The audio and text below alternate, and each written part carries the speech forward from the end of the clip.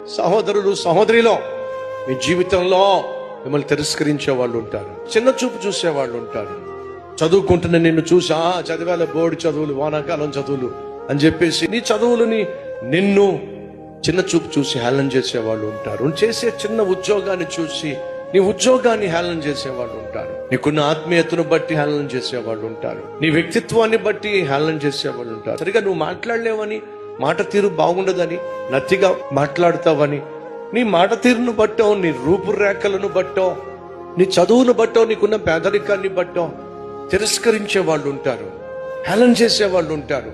అలా వాళ్ళు నిన్ను హేళన చేస్తున్నప్పుడు, తిరస్కరిస్తున్నప్పుడు, గేలి చేస్తున్నప్పుడు, చిన్న చూపు చూస్తున్నప్పుడు, న్యూన్యతా భావంతో, ఇన్ఫీరియారిటీ కాంప్లెక్స్ తో నువ్వు మరింతగా కృంగిపోయి, నిరాశ నిస్పృహకు లోనైపోయి, లేనిపోని రోగాలు కొంత చేసుకొని డిప్రెషన్ లోకి వెళ్ళిపోయి చచ్చిపోవచ్చు.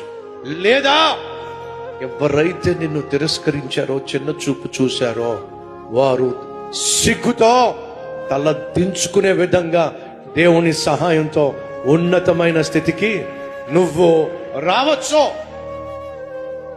అది దేవుడు కోరుకుంటున్నాడు. తమ్ముడు వింటున్నావా? చెల్లి వింటున్నావా?